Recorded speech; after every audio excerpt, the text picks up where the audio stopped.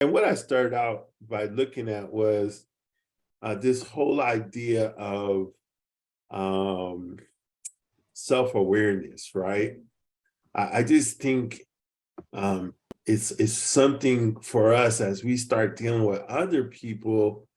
We need to first and foremost check ourselves. And so when you hear me talk about self-awareness, Candace, what does that bring to your mind? Just in how we approach people, and how we engage with one another. I think it has a Um, great influence on that. I think you're on the right track. yeah, my People, grandmother always taught me think twice and speak once. That's why you got two ears and a ooh, mouth. somebody at the class said that on Tuesday. How amazing. Exact same statement. You know, you got two ears and one mouth. You should listen twice as much as you speak. Right. But I think I'm also trying to get to self-awareness for your benefit, right? Hmm. You know, self-awareness, when you are self-aware, it can help you to be happier, right? I think when you are self-aware, it can help you to influence others more, because when you are self-aware, you have confidence in who you are at peace with who you are. See, I think a lot of us, we busy looking out at the world, and we don't often look in at our world, at who we are. Does that make Come sense? on, you preaching now. You preaching. Come on. Well, you know, and so before I can really help you, a lot of times I wind up in a bad place trying to interact with others when I'm not in a good place with me. And then they stumble across something, and a landmine goes off, and all of a sudden, what was supposed to be something that was supposed to be good can turn into something bad real quick.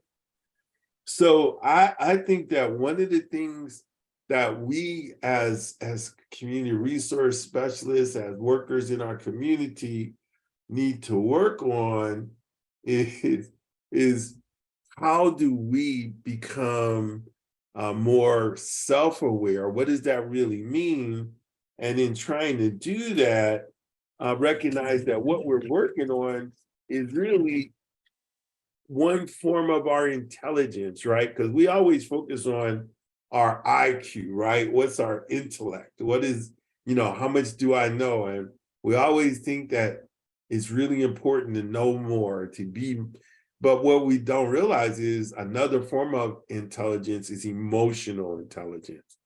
And Yeah. emotional intelligence helps you in your relationships, right? It Right. helps you to work with others. How do you know? How do you measure that, Candace? What do you look at when you think about your EQ, your emotional quotient, instead of your IQ? What are some of the things you think that you would notice?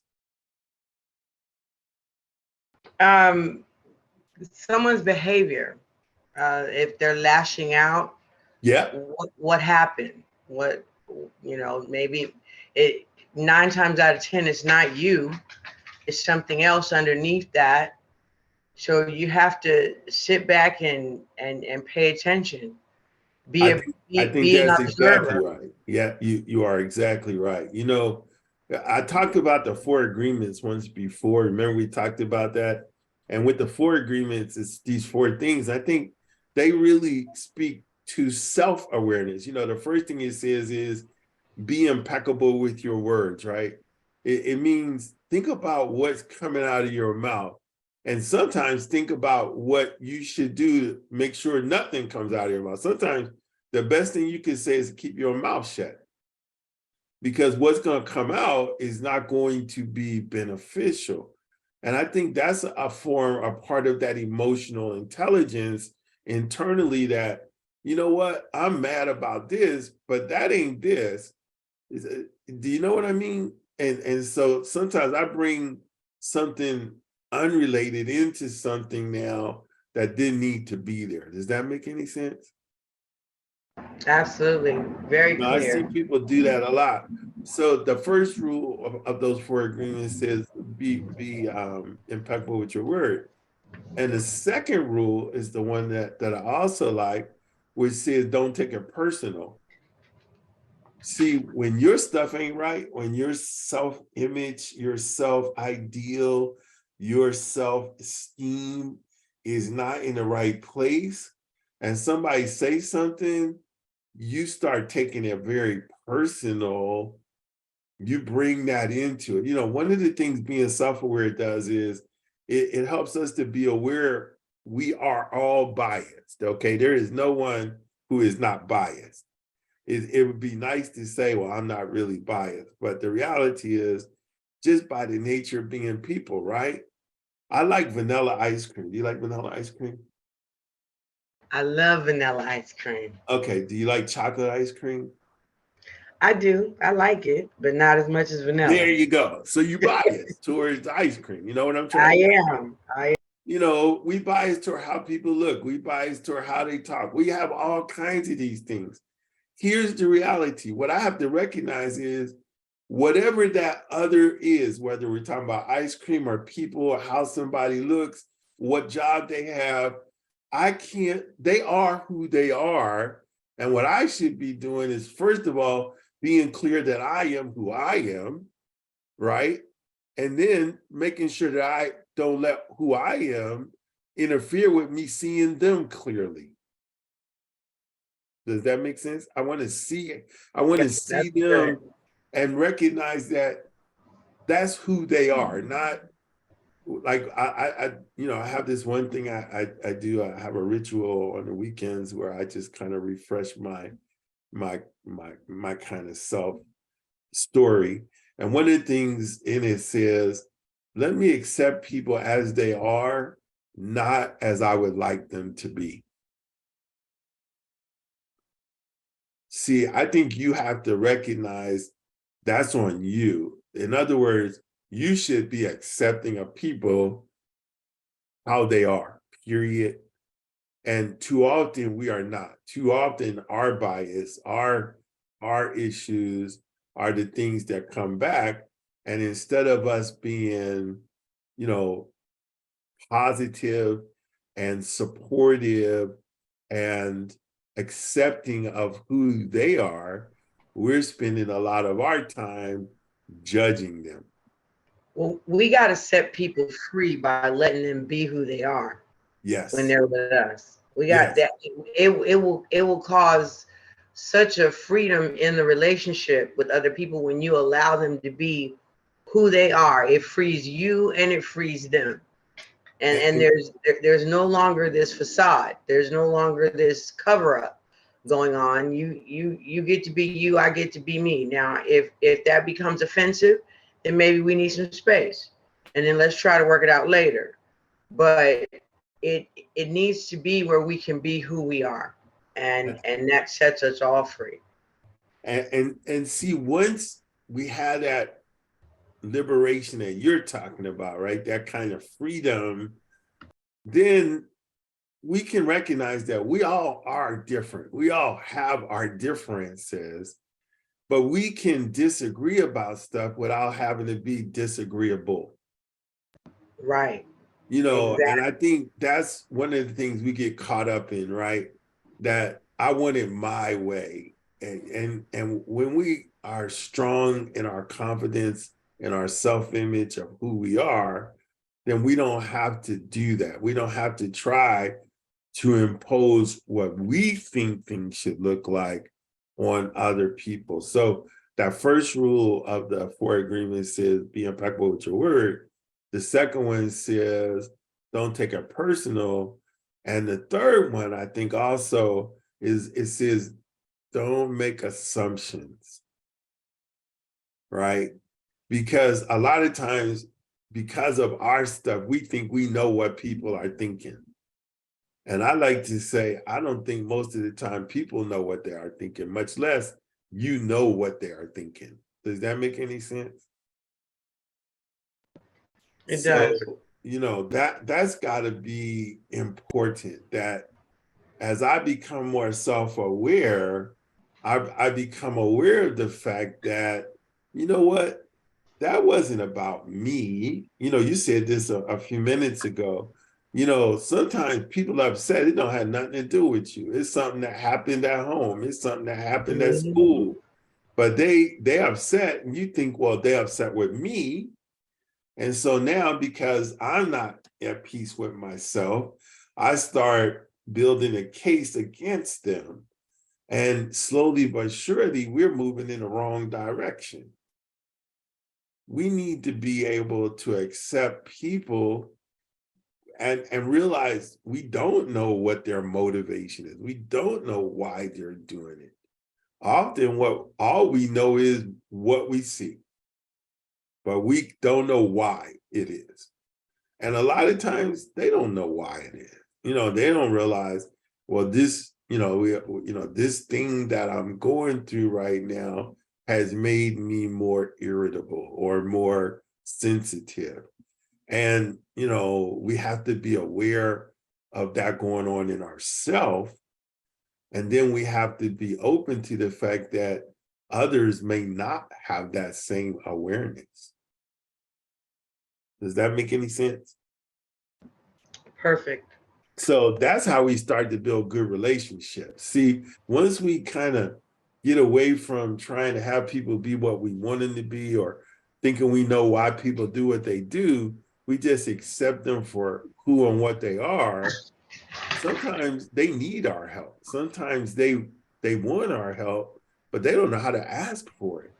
Right. And they don't want to be told that they need help. I think one of the things you have to always be careful in our business is telling people I'm here to help you, because that implies that something's wrong with me. Yep. And once we start from that place, we ain't going in the right direction. So I need to recognize, number one, we all need help. I need help all the time. I love all the people who think that, I just got it all. I'm all settled in. The reality is none of that is true. What it is, though, is I have learned that that doesn't have to influence how I interact with everyone I meet. And because I'm not going to let that influence how I interact with everyone I meet, then we're in a safe place. We start to create an area where we can begin to be honest with each other. So good self-awareness helps me, first of all, to be honest with myself about who I am and what I am. And then to allow other people to be honest about themselves as well, and without feeling that they're going to get judged or without feeling that they're going to be kind of picked on. So, the fourth agreement, though, is also the one I think that helps me the most with my self-awareness. And it is always do your best, right? The fourth agreement says always do your best. And I think when you try to do your best, some days that's going to be really great. And other days that's not going to be very good. But what it always will be is if you do your best today, tomorrow, you never have to look back and say, I could have did better. And I think when you start to have that freedom, you talked about that freedom. I said this, somebody said to me last week, I'm getting ready to start this week, and these are all the things from last week that I need to get done this week. And I said, you're not going to be able to be successful trying to take this stuff from the past and carry it with you into the future. If you didn't get it done last week, you just didn't get it done last week. What you need to do now is just look at what is in front of you today and decide what you are going to do. What is the most important thing you need to be doing today? And then focus on that and kind of let go of the fact that you didn't get some things done last week. Now, that doesn't mean we don't want to get things done, but what it means is that I need to actually reset and say, what's the most important thing I should be doing today each time I start, so that I don't get caught in the trap of looking so hard at all of the things that I didn't do last week and the week before that and the week. Do you have one of those to-do lists that has stuff on it from like 10 years ago? No, I don't even make to-do lists. That's really good because you don't want to have no to-do list, because you know what a to-do list ought to be? This is what's the 1, 2, or 3 things I'm going to be able to get done today. That's all we That's can true. do. We try to do too much. Too much. We're doing too much. I got that from God. He said, I'll fight for you. You won't have to lift a finger. So I wake up in the morning and I say, okay, Lord, where are we going today? What do we have to do today?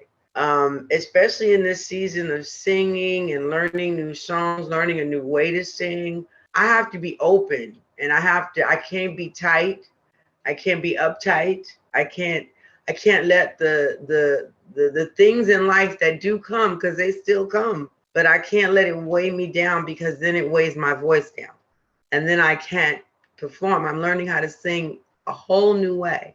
I've always sang gospel. I'm a belter. I can sing some blues and some jazz and gospel, and yes, you will sit down and listen. But this opera thing is new. It's new to me, opening up this new well of freedom in that area in my head voice. And it's happening, but it also is it's changing my entire way of processing things. I'm processing them a little bit more softly than normal. Good. Well, that's a sign you're going in the right direction. When you're not feeling like it's a struggle, it shouldn't. Right. We're not supposed to not have challenges. We all have challenges. That's how we grow. But you can't be overwhelmed by situations. Otherwise, you start going backwards. You start losing ground. That's what you're trying to get away from. Yes, sir. But so this idea of being focused on here and now and doing your best, always making it a commitment to do my best, it really keeps you out of the place of, feeling bad about yesterday or trying to fix the stuff that didn't get done yesterday. Because the bad news is you can't go back and change anything. John Wooden, he had, one of the winningest basketball teams in history. And sometimes his players would come into practice and say, well, I'm only going to give 75% today, coach. Tomorrow I'll give 125%. And he would just look at him and say, you can't do that. You can either give 100% or give less than 100%, but you can't give more than 100%. You can't make up for not giving 100% today. So the best thing to do is every day just go out with that 100% mentality, recognizing that some days that's going to really not be very good, because right now that's just where you happen to be. But then you become more free, that authenticity. When you sing, I'm sure there are days when some of those notes come, and I'm sure there are other days when maybe not so much. Am I right? You are right. And you can't try to make those notes come, because you'll wind up actually damaging your chords, your vocal cords. Am I correct? Yeah, you have to let it flow. It's a flow. And Yeah. it's just learning different styles of music. I've always sang one way, and this is a whole new way. But I'm loving the journey. I'm loving it. I'm adding to my arsenal. Have you read Quincy Jones' autobiography, 12 Notes? No, I have not. You've mentioned that before. I'm going to have to read that. Yeah, I would just really, I've watched a couple of documentaries on him, so I yeah, am well, familiar with his story, but I will read 12 Notes. Yes. yeah. It opened my eyes to, I love music. I love listening to music, but I didn't understand how um, well put together a song really had to be. All of the things that went into the To make it. music that he makes. which is why he is Quincy Jones. You know, Right. when I was listening to his autobiography, after that, I started listening to music a whole different way. You know how you say you sing a different way? I listen to Mm-hmm. music now a whole different way because I understand better how much work he put into his craft as a student to be able to create what he creates. Because I just thought it was the song, but now I That's for understand. musicians, engineers and producers. They spend so much time in the studio that people wonder, they say, did you have to spend 24 hours down there? Yes, sometimes they do. They can get lost, completely lost in what they're doing, and it'll take them that long to work out what they need to get out of them because it's in them and they can hear it and they have to play it and write it and compose it and put it all together. And then sometimes you hear more than one instrument at a time. So then you have to compose for each instrument and then for the voices, and it's a lot. Now, take that exact same idea and understand we have to apply that to every relationship we have. Mm-hmm. And you want to try to find that exact right that right note, the right timing, the right sound, the right speed, a tempo, all of those things. And Mm-hmm. I think sometimes when we deal with people, we often are more casual about it. Mm-hmm. We think that the words are the message. And it's just like the words in the song. It's much more to having a great piece of music than just the lyrics, Mm-hmm. and I think with relationships, it's the same thing. So being self-aware helps us to, first and foremost, tune into our instrument, right? Who we are, what we think, how we operate, Mm-hmm. what our capabilities are. And I think too often we don't push ourselves. I hate to say that. Did I say that out loud? Yes, you did. Sometimes I think we kind of we play it safe. We don't want to really, operate in the margins, right? Because we might come up short or we might, you know, it might be difficult. But if we don't do that, then we're not going to see the changes that we're trying to make in the people and the communities that we work with that enable them to really have the life that they want to have. We're just like an instrument trying to help them. So I really think one of the questions we might ask ourselves is, what does the ideal you look like? What is it that you think the ideal you is? And I don't know if you want to answer that, but I got some other people that have tuned in. So I see Zubair and Jilska's here as well. So I'm gonna ask Zubair if hopefully he's there for real. What would the ideal Zubair look like? Good question. Thank you. I'm Yeah, here for you. Can you hear me? we can. Okay. Mainly, I look at be used by for real, or to be a person in position to do what I feel is really good, but Right. also with the contribution from the community. Because most of the time we might think we are right or what we're doing is right. But then when you have no insight from others, sometimes you end up being like a rogue, doing stuff that really you believe are good, but are not. And we have really seen this sometimes to some leaders, what they do. And then in the end, they realize, oh, even if people were just telling me, hey, go, whatever, but I was doing wrong.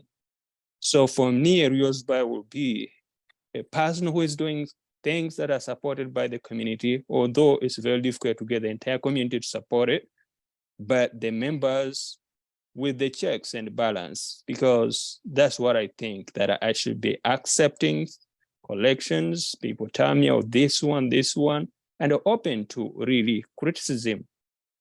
And maybe in a simple term, advices sometimes, of which sometimes we take it to be a criticisms. So that's what I'm looking at, that a real buyer will be accepting, willing to listen, willing to work with others, and really having a mutual benefit. That's Thank good. you. Thank you. No, thank you. Hmm. Just gotta know, are you over there? I'm checking. Yeah, I'm here. I'm here. You want to say what would the ideal you look like? The ideal me is very simple.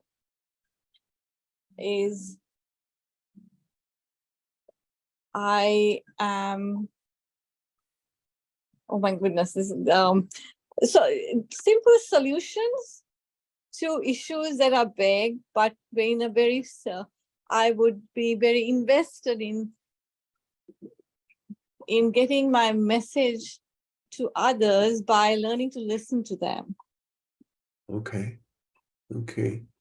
Yeah. So kind of a listening answer. Simple Solutions. Very It's simple solutions. Yeah, I think, how will I best say this? I think all things come back to simple solutions. I just think it's getting to the simple solution, right? It's not always that easy. I think sometimes getting to the simplest solution sometimes takes the most work, right? Yes, and Because also they're not always obvious, right? They're not always the most obvious choices. yeah, and giving people a chance and looking at their strengths. Yeah.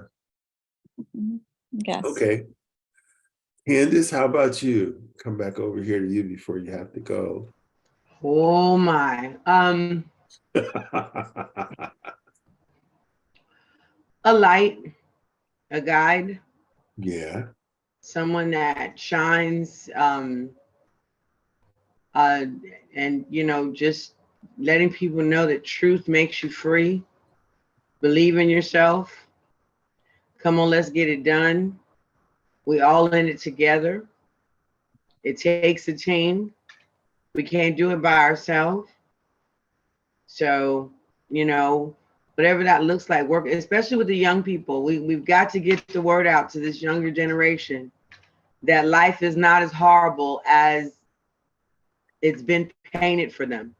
Yeah. Forgive a generation for letting you down, but we're here to let you know that life is not so horrible.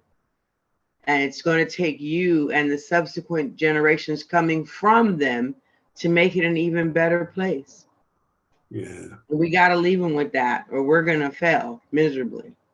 I mentioned a book before called Factfulness, and it's written by some social scientists. They did some really great work I like. And the one thing it says is the world has actually never been a better place than it is right now. That, more people are living on the earth than anybody expected. I remember when I was in high school, they had a book called Zero Population Growth.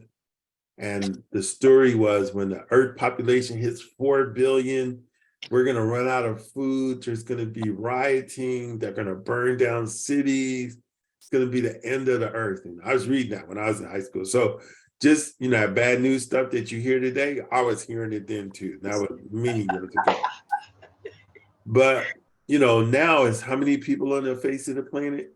8 billion people. 8 billion people. And we're still eating. More people, a lot of people don't have fresh water, but more people have fresh water than ever had fresh water.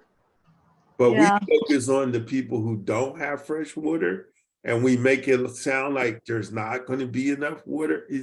We live on a planet that is 70% water.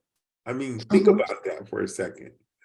But I think it's just we tend to be victims of anything that threatens us. Like our natural instinct, I call it our survival instinct, it often forces us to have a bias toward bad news because we want to protect ourselves and protect our families. So when we see a headline about riots or this or that, then we automatically are drawn to that. We focus on that. Lottie likes to say all the time, Mr. Epps, bad news sells. But I'm like, but I don't want to tell bad news. I only want to tell good news. I really think we have to find a way to help people recognize that good news is actually good for you. It's good for your soul. It's good for your family. It's good for your fellow teammates at work. It's good for the communities you work in. But we spend so much time talking about all of the bad stuff that we kind of make it come true, if that makes any sense. You know, it becomes a self-fulfilling prophecy. If I say that the inflation is going to make us all bad long enough people start to believe that guess what? Now we have an inflation problem that makes it. Am I making any sense? So, Yep. you know, and I'm like, you know, the middle class is gone. That was the latest headline I heard. There is no more middle class. And I was like, perhaps I don't understand the definition of middle class. Now, the middle class may have changed, but there's a middle class. I mean, it's not gone. It didn't go anywhere. We tend to be easily victimized by those things that we are afraid are threatening us, but actually we aren't in as much threat as we think we are. But because we constantly think we are, we wind up with problems like diabetes and heart disease and mental health issues. Does everybody know what I mean? Because we focus on the bad news. Years and years ago, I stopped watching television news. I realized that was unhealthy. You know, it's like eating really like donuts all day, you know, because So true. it's like I was at a hospital appointment one time, and the lady turned on a particular station on the TV in the lobby where I had to get up and walk across the room, because the longer I sat there, the worse I felt, just because of the headlines that I was hearing from the TV.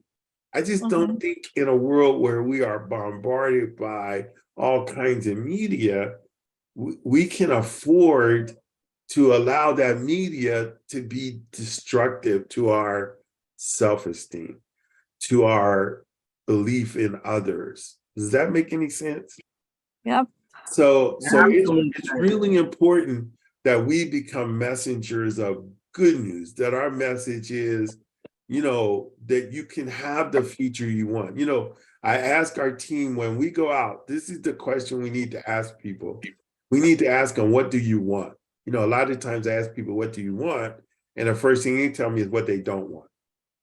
Well, I don't want this. I don't want that. I was showing somebody North Palm Springs yesterday for the first time. And I see the first time I asked somebody, well, what do you want in North Palm Springs? Somebody says, I don't want people to say, don't go past the gas station. I showed them the gas station and what that was about. And they understood, if you think like that, you're saying you don't feel like your community is a good place. If you feel like you don't live in a good place, how can you then feel like you're going to have good results? So we have to change that narrative. We have to change that story. You know, we have to ask people, what do you want? Where do you want to go? What is it that would make you feel like this is really you living out the best version of yourself? Does that kind of make some sense? Yeah, of course. So I think we want to, like, part of our job is to help people kind of dream again. You know, when you were a kid, you didn't worry about like going to work. Like, you wanted to be a fireman, you wanted to be a teacher, and you didn't think, oh, what a terrible job being a teacher is going to be. You thought, I would be a great teacher. You know, if you know some 5-year-olds who think they're teachers, they will show you how school ought to be.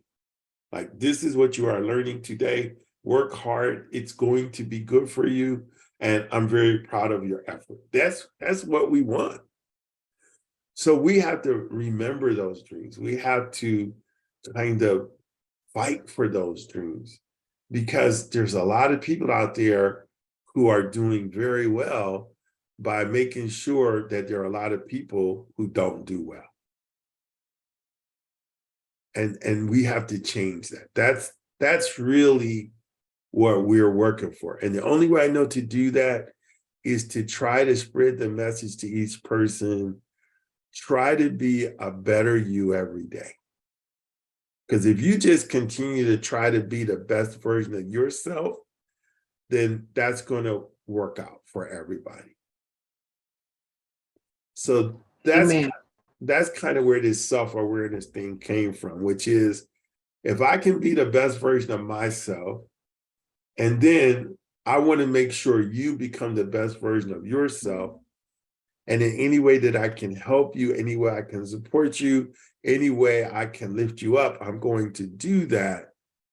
Then I believe that's where we're really going to be truly making the community better, truly transforming us from focusing on the bad stuff, the stuff we left behind, the stuff that we're being told we can never have, to being focused on the future that we really want.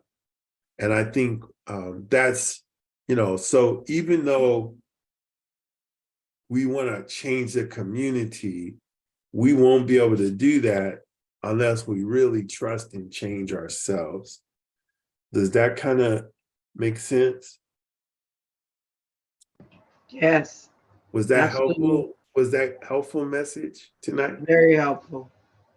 Anybody got Very anything they want to helpful. add to it? Because I ain't going to keep you too much longer. Candace has to leave in a few minutes, so I'm not going to keep everybody too late. But I just want to make sure that if you have something, anybody, Zubair, Jilska, Angelica, Candace, because I think that's my message. I think the good news is that I think we're going in the right direction. I think we're starting to help people see that. I want to make sure that it's happening for each and every one of you who is part of our team, because you are important to me. You are personally, I like to say I don't like people, but I love them. And, I don't have to like you, but I can still love you. And I would do whatever I can to help you be the best version of yourself. So before we go, any words? Just a few words. We really appreciate your leadership, and at the same time, the entire team. And I think the emotional intelligence that you started on this week is really very important, that you equip us with that. And even all other topics that you bring up, but that one is really very, very important, self-awareness and others before you go to the community. So that's my only contribution at this time. We are really appreciative. Thank you and have a good night. Thank you, I have to Zubair. confirm that too. That is, I think continuing that conversation is very important. Maybe if you're kind, we can all have the book Emotional Intelligence. I like that. Well, let's work on that, Joseph. I think that's a good idea. Yes. I think the other thing I said about this training once before, it's not like a one and done, right? I think that we recognize, I hope we recognize, it's a little bit like working out. If you go to the gym once in a month and never go back, then you wasted your time. I think we have to, it's just like we have physical muscles, we have emotional muscles, and we build them up by exercising them. We build them up by, helping others to develop their muscles so that we all become stronger together. And that's why we're called We Are One United. That's what we're here for. Yes. Wonderful. Well, Yes, I want and to thank you, Candace. Was this okay? Was this worth your time tonight? Oh, absolutely. It's always worth my time. Well, I'm so grateful to be a part of this organization and working and learning from you. Being mentored by you is really, really magnificent. So thank you. well, thank you so much for your kind words. Angelica, did you want to say anything before we go, just to make sure we don't miss anybody? I'm good. All right. Well, Great talk. everyone, I just want to thank you again for your time tonight, for being here. And I look forward to seeing you all. I'm going to see Jessica and Zubair tomorrow. Mhm. Candace, I'm looking forward to you working with our teams. You don't know, girl, people are very excited having you there with us. Angelica, thank you for all of your technical support tonight. And everyone, have a good evening. I look forward to seeing you tomorrow and next week, okay? Thank you Yes, so sir. much. Thank you. Yeah. Thank you.